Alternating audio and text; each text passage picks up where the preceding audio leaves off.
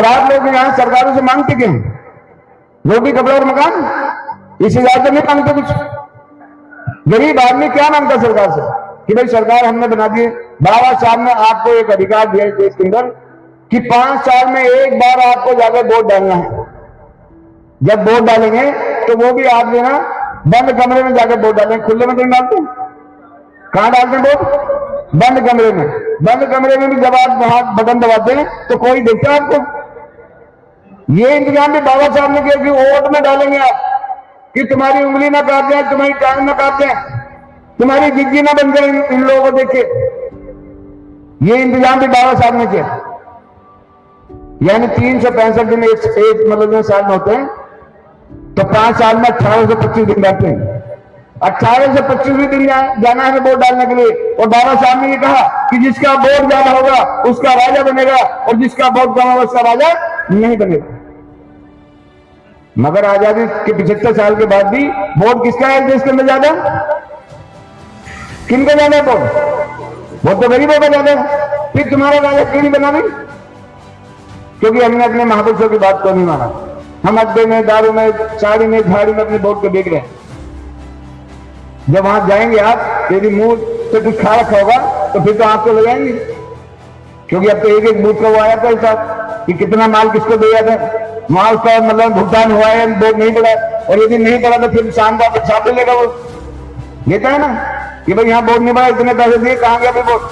फिर चुकाई की जरूरत थी शाम को, तो फिर तो उंगली खापेगी।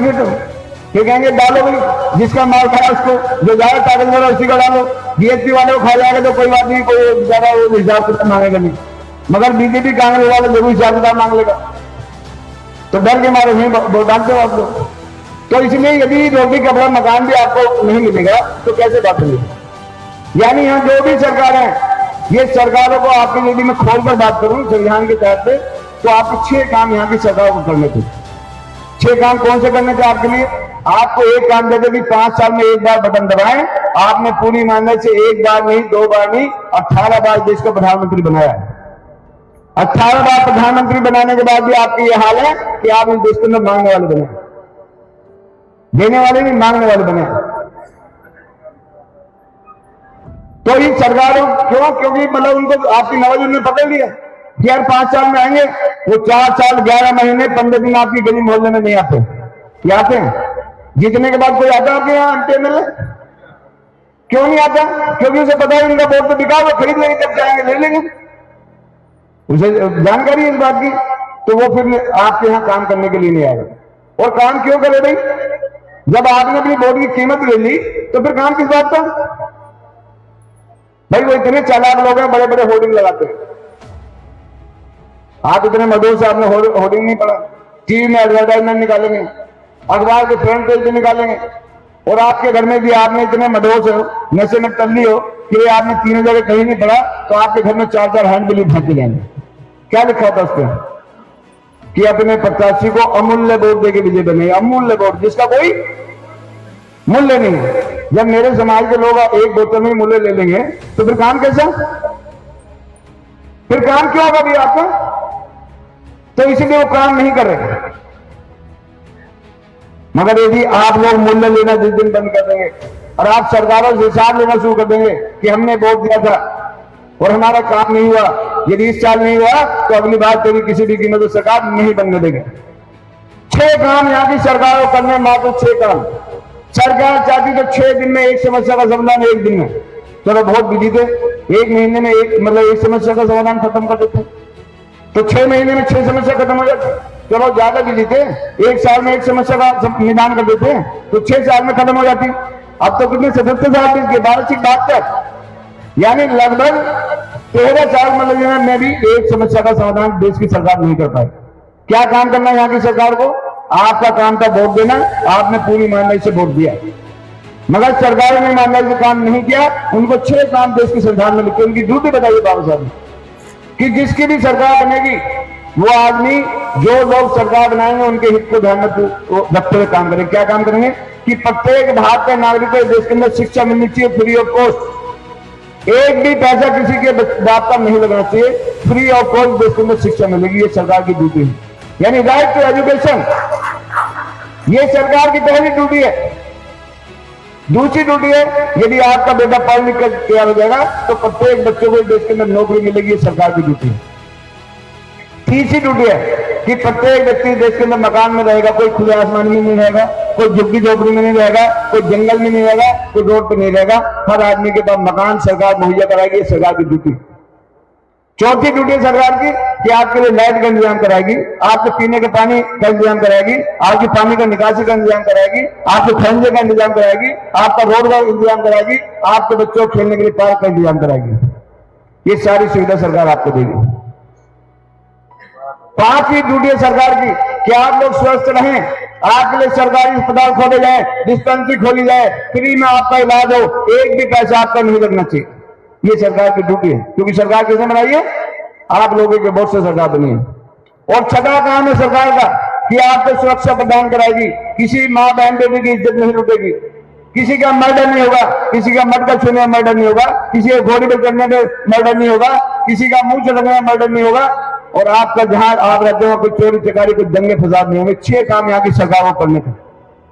क्या जो सरकार आपने बनाई है, क्या 6 के 6 काम पूरे हो गए? तो नहीं हुए तो फिर बहुजन समाज पार्टी कौन सी गलत बात करती है भाई कि तख्त बदल दो, ताज बदल दो, बेईमानों का राज बदल दो, रोजी रोटी देने से भेजो, वो सरकार ने करनी है। और जो सरकार ने करनी है वो सरकार, ये सरकार कौन बदलता है? ये आप गरीबों के अलावा कोई माई गला देश के अंदर सरकार नहीं बदल सकता। यदि आप तय कर लें कि सरकार बदलनी है तो ये सरकार एक दिन के अंदर जो महलों में है वो जमीन पर जाएंगे, जो जमीन पर है वो महलों में पहुंच जाएंगे। हम किसी का माल नहीं छीनना चाहते, हम किसी को कोई हिस्सेदारी नहीं लेना चाहते, हम अपनी हिस्सेदारी देश के अंदर लेना चाहते हैं। जो हमारी हिस्सेदारी बनती है वो हमें मिलनी चाहिए। और इसीलिए बहुजन समाज पार्टी बोलती है कि जिसकी जितनी संख्या भारी उसकी उतनी हिस्सेदारी। कोई किसी से द्वेष नहीं है हमारा, किसी का माल किसी की प्रॉपर्टी हम नहीं छीनना चाहते, मगर हमें हमारा हिस्सा इस देश के अंदर मिलना चाहिए। मिलना चाहिए नहीं मिलना चाहिए? तो 6 काम यहाँ की सरकार करने थे जो आज तक सरकार ने न किए हैं न आगे करेंगे। लिख लेना मेरी बात को। मगर जब गरीबों ने सरकार बनाई तो बहन जी ने 6 के 6 बिंदु पे काम किए। जाओ और पता करो, आप जना ऑडियो लगा लेना और पता कर लेना कि मैं बात करके जा रहा हूं वो सच है या झूठ है। जैसी सरकार आपकी बनी बहन जी की, बहन जी ने घोषणा की उत्तर प्रदेश के अंदर 14 साल तक के प्रत्येक बच्चे को फ्री ऑफ कॉस्ट शिक्षा दी जाएगी। जो भी पैसा लगेगा वो मुख्यमंत्री कोष से दिया जाएगा, यानी राइट टू एजुकेशन। यहां तो आपकी सरकार स्कूल बंद कर रही है, मगर जब आपकी सरकार बनी तो बहन जी जानती है किसी भी जाति, किसी भी धर्म, किसी भी घर, किसी भी व्यक्ति की रीढ़ की हड्डी तो एजुकेशन है। जिसके घर में एजुकेशन चली जाएगी उसी के घर का परिवर्तन हो जाएगा। तो इसलिए बहन जी ने स्कूल बंद नहीं किए, बहन जी ने स्कूल खोलने का काम किया। जाओ और आप जाकर पता करो। आप यहां तो पुराने बंद किए जा रहे, बहन जी नए बना दिए 5 साल के अंदर। 7 मेडिकल कॉलेज बनाए नए, 6 इंजीनियरिंग कॉलेज नए बनाए, 6 विश्वस्तरीय यूनिवर्सिटी बनाई नई बनाई, 2 पैरामेडिकल कॉलेज खोले, 2 होम्योपैथिक कॉलेज खोले, 200 से अधिक नई डिग्री कॉलेज बनाए, 200 से अधिक नए इंटर कॉलेज खोले, 572 हाई स्कूल खोले और 5549 प्राइमरी स्कूल खोले, 100 ITI बनाई, 24 पॉलिटेक्निक खोले। इसे कहते हैं गरीबों की सरकार। और यदि आपका बेटा उस समय वहां पर MBBS में एडमिशन लेने गया, इंजीनियरिंग में एडमिशन लेने के लिए गया, LLB में एडमिशन लेने के लिए, PhD में लेने के लिए गया, तो 0 बैलेंस का एडमिशन हुआ। किसने? एक भी पैसा किसी माँ बाप का नहीं लगा उत्तर प्रदेश के अंदर। जाओ पता करो आप, क्या आपकी सरकार ने ऐसी फैसिलिटी आपको यहां दी है? तो आपके नेता ने मेरे पहले बिंदु पे काम कर दिया। फिर बहन जी ने कहा जो पढ़े लिखे लोग हैं उनका भी मतलब इंतजाम करना चाहिए। तो साथियों आप जाकर पता करो उत्तर प्रदेश के अंदर जितना बैग लोग पुरानी सरकार छोड़ गई सबको नौकरी दी बहन जी ने, पुरानी नौकरी सबको फिलअप कर दिया। लाखों मास्टरों की भर्ती की, लाखों पुलिस वालों की भर्ती की, लाखों संविदा में लोग लगाए, लाखों 1.5 लाख से ज्यादा आंगनबाड़ी के वर्कर लगाए और एक दिन के अंदर 1,08,848 सफाई कर्मचारी जितने उत्तर प्रदेश में गांव थे हर गांव में एक सफाई कर्मचारी लगा दिया। आज जाओ पता करो 80,000 तनख्वाह मिलती है आज की तारीख में उनको। इसे कहते हैं गरीबों की सरकार। सरकारी टेंडर जो होते हैं उसमें आपका कोटा फिक्स कर दिया, इतना ओबीसी का है, इतना अपर कास्ट का है, इतना मुस्लिम का है, इतना शुल्क कास्ट का। बताओ किसी सरकार ने किया? तो इतना काम वहां की सरकार ने आपके लिए किया। उसके बाद भी आपके नेता को चैन नहीं आया। फिर नेता ने गांव गांव में डीएम को भेजा कि जाओ देखो कौन से ऐसे गरीब लोग हैं जिनके पास रहने के लिए मकान नहीं है। डीएम ने जिसका भी नाम लिख दिया, चाहे ब्राह्मण समाज का था, चाहे क्षत्रिय समाज का था, वैश्य समाज का था, चाहे ओबीसी का था, मुसलमान था, जो सूरदास था, जिसका नाम डीएम ने लिख दिया, बहन जी ने 150 गज का प्लॉट दे दिया, मालिकाना अधिकार साथ दिया कि 150 गज का प्लॉट और मालिकाना अधिकार इसका पूरी जिंदगी तेरा रहेगा।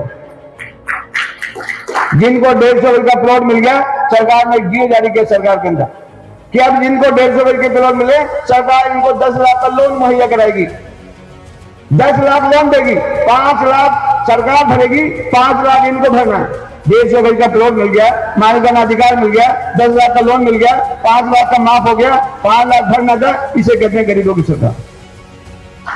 बताओ किसी सरकार ने आपके देश के अंदर किसी ने इतना काम किया हो? इसके बाद भी आपके नेता नहीं रुके। तो हमारी नेता ने कभी गांव देहात में बहुत दंगे फसाद होते हैं, ये मेरे गरीब समाज के लोग हैं, ये लोग मतलब जो ना रोज नारे लगाते हैं कि भाई जो जमीन सरकारी है वो जमीन, आप लोग भी लगाते हैं, हर प्रदेश में लगाते हैं। तो बहन जी ने कहा भाई ये जो नारा लगाया हमने, हमारा एक भी नारा ऐसा नहीं जो खोखला नारा हो, जिसका कोई अर्थ ना हो। हर नारे के पीछे मतलब एक आप एक थीसिस लिख सकते हैं, एक पीएचडी कर सकते हैं। तो साथियों नारा हम लोगों ने लगाया कि जो जमीन सरकारी है वो जमीन हमारी है। तो बहन जी ने कहा भाई देखो अभी कम पढ़े लिखे लोगों ने भी हमें वोट दिया, इनका भी इंतजाम करना चाहिए। पढ़ने वालों का इंतजाम हो गया, पढ़े लिखे का इंतजाम हो गया, तो भाई अभी इनका जो कम पढ़े लिखे लोग हैं इनका भी इंतजाम होना चाहिए। तो साथियों बहन जी ने कहा कि भाई अब इस नारे में मुझे रंग भरना चाहिए, मेरी सरकार। तो साथियों उत्तर प्रदेश के अंदर 25 लाख लोगों को बहन जी ने 3 से लेकर 6 एकड़ जमीन गरीबों को बांटने का फ्री ऑफ कॉस्ट काम किया। यदि किसी गरीब आदमी को 3 से लेकर 6 एकड़ जमीन मिल जाएगी तो क्या उसकी गरीबी दूर नहीं हो जाएगी? 25 लाख लोगों की गरीबी बहन जी ने दूर कर दी, जमीन बांट के।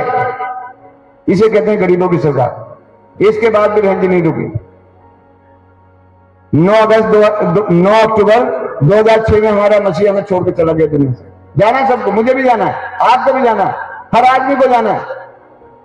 तो जाना है तो कम से कम ऐसा काम तो कर जाए कुछ 2-4 लोग जान जाए।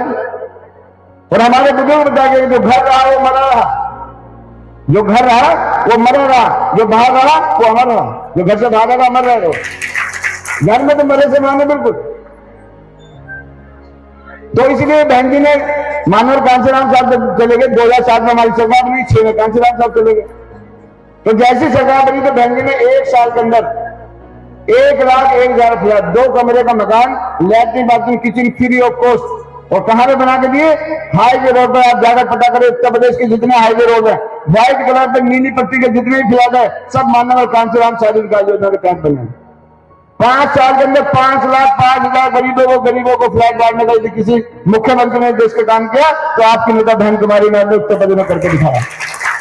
2 कमरे का मकान, latrine bathroom kitchen free of cost. वहीं स्कूल बनाया, वहीं थाना बनाया, वहीं बरात घर बनाई, वहीं पानी का टंकी बनाई, वहीं पार्क बनाया। सारी फैसिलिटी देके उत्तर प्रदेश के हाईवे रोड पर गरीबों को बसाने का काम यदि किसी ने देश के अंदर किया तो आपकी नेता बहन कुमारी नायडू ने किया।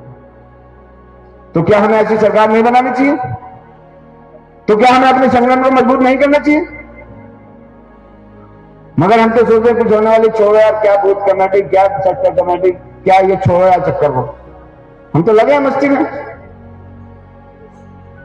मगर साथियों सबके पास 24 घंटे हैं, आपके पास भी 24 घंटे हैं, देश के प्रधानमंत्री के पास भी 24 घंटे हैं, मेरे पास भी 24 घंटे हैं, और ये महापुरुष हैं इनके पास भी 24 घंटे थे। क्या किसी के पास दुनिया में 48 घंटे का समय है? 24 घंटे हैं सबके पास। ये 24 घंटे में महापुरुष बन गए, हमें 24 घंटे में कोई गली भी नहीं जानते। तो फिर ऐसी जिंदगी का क्या फायदा है? तो यदि जीना है, यदि जिंदगी मिली है तो कुछ ऐसा काम करके तो जाए जो 2-4 लोग जान जाए। तो 24 घंटों को मैनेज करना है। यदि आपने 24 घंटों को मैनेज कर लिया तो आपके सारे काम पूरे हो जाएंगे।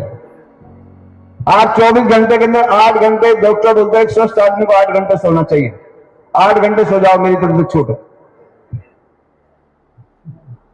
8 घंटे अपनी रोजी रोटी का काम करो, कोई दिक्कत की बात नहीं है। आप अपना रोजगार बंद मत करना मेरी तरह। मैं 19 साल 2 महीने की भारत सरकार की नौकरी छोड़ के आया हूं। जब मैं नौकरी छोड़ गया 75,000 तनख्वाह लेता था। 14 साल पहले नौकरी छोड़ दी, जब लास्ट हुआ तो आज मतलब मुझे पेंशन ही नहीं मिलती। मेरे साथियों को 68,000 रुपये पेंशन मिलती है। और मैं दिल्ली के सबसे बड़े चोर डिपार्टमेंट में नौकरी करता था, MCD, municipal corporation of Delhi. 12 zone है, 6 जोन का इंचार्ज था। कितना पैसा? 10% कमीशन खाली साइन करने का मिलता था। साइन करो, बंडल घर पहुंच जाता है। अब बीवी भी खुश रहती थी। अब बीवी भी टेंशन में कि ये पागल गली में घूम रहा है, कभी किसी प्रदेश में, कभी किसी में बंडल आया बंद कर दिया, तो बीवी वो भी नाराज है। तो इसलिए मेरी तरह काम नहीं करना। 8 घंटे आप अपनी रोजी रोटी का भी काम करना। तो 8 घंटे आपके सोने के, 8 घंटे आपके काम करने के, 8 दिन में सो लोगे, फिर भी 8 घंटे बचते हैं। 24 घंटे में 8 घंटे फिर बचते हैं। 4 घंटे कलर टीवी देख लेना, कोई दिक्कत की बात नहीं, फिर भी 4 घंटे बचते हैं। 4 घंटे में 2 घंटे अपने यार दोस्त मित्रों से बात कर लेना, फिर भी 2 घंटे बचते हैं। और यदि 2 घंटे आपने काम कर लिया, डॉक्टर बोलता है कि शाम को खाना खाने के बाद टहलकदमी कर लेंगे तो खाना पच जाएगा। और यदि खाना पच गया तो बीमारी भी दूर, पैसे भी मतलब बच जाएंगे और आप स्वास्थ्य में रहेंगे। यदि आप अपनी गली मोहल्ले में जहां रहते हैं, जो हमारा सेक्टर का मतलब अध्यक्ष है, जो हमारा महासचिव है, जो आपके बूथ का इंचार्ज है, यदि वो अपनी गली मोहल्ले में जाकर शाम को 2 घंटे अपना खाना पचाने के लिए निकल जाए तो 7 महीने में कितने दिन हो गए, कितने घंटे हो गए? 60 घंटे मात्र। 60 घंटे भी आप लोगों ने 1 महीने में दे दिया तो मैं गारंटी के साथ बात कर रहा हूं, बीजेपी और कांग्रेस की जमानत जब्त हो जाएगी, कोई नायकलाल जो भी नहीं पाएगा। और यार मैं 65 साल का आदमी खड़ा होकर बात कर रहा हूं आपसे। 65 साल मेरी उम्र है। 29 साल से डायबिटिक हूं। अभी सुबह इंजेक्शन लगाया था, रात को फिर लगाऊंगा। और रात को हम 12:30 बजे आए यहां पर, और सुबह से अब तक मैंने 10 किलोमीटर घूम भी लिए हम लोग। आज सो रहे थे, हम घूम रहे थे। ना तो मेरी 65 साल की उम्र, आप मेरी शक्ल को देख के आप कह सकते कोई मैं 65 साल का आदमी हूं, और ना कोई ये कह सकता मेरे चेहरे को देख के मुझे डायबिटिक भी है। क्योंकि मेरे दिमाग में कोई बीमारी नहीं है। मेरे दिमाग में एक ही बीमारी है कि इन महापुरुषों का कर्ज दारू में, इनके सपने को पूरा करना है। तो यदि आपने किसी से कर्ज ले लिया और उस कर्ज को वापस नहीं करोगे तो क्या कहलाओगे? बेईमान। तो भाई मेरी नेता बेईमान नहीं बनना चाहती, मैं भी नहीं बनना चाहती। अब आपको बेईमान बनना तो बनो भाई। तो क्या आप बेईमान रहकर मरना चाहते हैं? तो क्या हमें अपने महापुरुषों के सपनों को साकार नहीं करना चाहिए? क्या हमें अपनी नेता को नहीं मानना चाहिए? क्या हमें अपने आने वाली पीढ़ियों को बेहतर जिंदगी देकर नहीं जाना चाहिए? और आपने तो इनकी जय जयकार की है, इनको माला डलवाई है। मैं गारंटी के साथ बात कर रहा हूं, यदि आपके बेटे गुलाम बने तो आपकी दीवार पर मैं फोटो भी नहीं लगाएंगे। कहेंगे वो नालायक लोग हैं जो बाबा का माल खा गए और हमें गुलामी देके गए। तो माला भी तुम्हारे गले में नहीं डलेगी, गारंटी के साथ बात कर रहा हूं। नहीं तो होश में आ जाओ, अभी भी वक्त है। अभी भी यदि हम अपने संगठन को मजबूत करेंगे, किसी का कहना नहीं मानना। अरे अपनी लैब में 43 में सन 82 मैंने कांशीराम साहब को सुना। सन 82 में 12th क्लास का मैं पढ़ता था, और तब से लेकर आते एक भी दिन का मेरा ब्रेक नहीं, एक सिंगल वन डे, एक भी दिन का ब्रेक नहीं है। और मेरे साथ के लोग राज्यसभा में चले गए, एमएलसी बन गए, मंत्री बन गए। और बहन जी तो मैं दिल्ली में जब हम दोनों काम करते थे, एक ही गाड़ी में चलते थे, बहन जी तो 4 बार मुख्यमंत्री बन गई। अब मुझे नहीं बनाया तो मुझे तो काम ही नहीं करना चाहिए। मगर मेरे काम कितने बने वो लोग जानते हैं, बहन जी भी जानती हैं। और मगर मुझे वो काम बहन जी देती है जिसको किसी को आज तक जिंदगी में देंगे नहीं, दिया नहीं। मेरे हिस्से में वो काम आया, वो बताने का नहीं है, कभी बैठेंगे तो बताने मन से नहीं बता सकता। मगर बहन जी को पता है कि मेरा कितना लाभ ये मतलब मेरा ये कार्य करता है। लोग तो यहाँ जरा सा पद मिला मार खोल के चुप हो जाते हैं। आज भी 13 राष्ट्रीय कार्यकारिणी में 13 सदस्य हैं, 13 में सीपी सिंह का भी नंबर है। और दूसरी पार्टी का 13 नंबर का आदमी आ जाता है यहाँ पर, 13 से 8 नंबर का, तो मार कूदते घूमते हैं, मतलब वहां से लेकर वहां लाइन लगा देते हैं। मगर साहब ने कहा भाई मैंने कोई नेता नहीं बनाया। बहन जी भी कहती नेता नहीं बनाती मैं। साहब ने कहा मैं तो मट्टी का माधव बनाता हूं। और यदि कोई मेरी बात मानता तो मारो रहता, और यदि नहीं रहता तो मैं मिट्टी मिला देता हूं फिर उसको। जितने भी डीएसपी छोड़ के गए, एक भी आदमी को बताओ जो जिन्हें सर्वाइव देश के अंदर किए हों, एक नेता का नाम बताओ जो बहुजन समाज पार्टी छोड़ के गया। सब मिट्टी मिले। जिनकी कदर क्या है वो जाकर उनसे पूछो, उनके दिल से पूछो कि क्या कदर होगी वहां पर। तो बहन जी कार्यकर्ता बनाती है, साहब ने कार्यकर्ता बनाया, जिसके बाद बड़ी जिम्मेदारी बड़ा कार्यकर्ता, छोटी जिम्मेदारी छोटा कार्यकर्ता। तो हम सब मिलकर कार्यकर्ता के रूप में काम करेंगे और आपको एक एक दिन का हिसाब दूंगा, मगर मैं एक दिन का आपका भी एक एक दिन का हिसाब दूंगा। यदि मैं 25 दिन काम करूंगा तो जो इधर बैठे इनसे 20 दिन का हिसाब दूंगा। जो चाहे वो जोन का आदमी है, चाहे वो प्रदेश का अध्यक्ष है, चाहे वो सेंटर का कोऑर्डिनेटर है, और चाहे मतलब यहाँ जोन का इंचार्ज है, चाहे यदि इन्होंने 20 दिन काम किया तो नीचे जिन्हें 15 दिन का भी काम किया, 15 दिन इनकी डायरी बोलनी चाहिए। और मैं अगली बार जब मीटिंग करूंगा पहले तुम्हारी डायरी चेक करूंगा कि महीने में कितनी तुमने मीटिंग की, जिला अध्यक्ष कितनी मीटिंग करके आया। 9 पदाधिकारी, एक एक पदाधिकारी को 10-10 मीटिंग हर महीने करनी है जिले के अंदर। 9 मीटिंग, यदि 90 मीटिंग होगी, 90 गांव में चले गए तो आपकी मतलब वो जिला उबाल मार जाएगा। यहाँ तो एक जिले में 2 ही मीटिंग, 2 ही विधानसभा, तो मार तुम तो एक एक आदमी से मिल लोगे यार। और जो आपके 6 पदाधिकारी, 7 पदाधिकारी विधानसभा में, तो ये भी एक आदमी 10 मीटिंग करेगा। हर महीने में इनकी डायरी चेक करूंगा। यदि 10 मीटिंग नहीं मिलेगी तो किसी कीमत पे पद नहीं रहेगा। मैं गारंटी से बात कर रहा हूं। किसी की चमचगरी ध्यान लेना, मैंने चमचगरी ना की है, ना मैं किसी करता हूं, ना मुझे चमचों की जरूरत है। मैं काम करता हूं और काम करके तुम्हें दूंगा और तुमसे भी काम लूंगा। यदि काम नहीं तो फिर दाम भी नहीं। फिर यहाँ माला लगवाने के लिए या ताली बजवाने के लिए फिर नहीं है। फिर नए लोग ढूंढेंगे, नए लोग तैयार करेंगे, क्या देंगे, झंडा लगेंगे। और अभी तो तुम्हारे जिले में आए, अभी तो तुम्हारी विधानसभा में आऊंगा। और विधानसभा के बाद जो बहन जी ने कहा तुम्हारे सेक्टर में जाकर 10-10 महीना सेक्टर का एक कैडर लेने का काम करेंगे। जमीन पे जाएंगे, हम देखेंगे कैसे कहीं आगे जल्द नहीं आएगा। और मैं गारंटी के साथ बात कर रहा हूं, अगली बार 2023 में या तो सरकार हमारी बनेगी, और यदि हमारी नहीं बनी तो हमारी मर्जी के बिना मध्य प्रदेश में किसी सरकार नहीं बनने देगी। इन्हीं शब्दों के साथ, क्योंकि अभी हमें आगे जाना है और प्रभारी अध्यक्ष देख रहे हैं कि मेरा नंबर नहीं आ गया।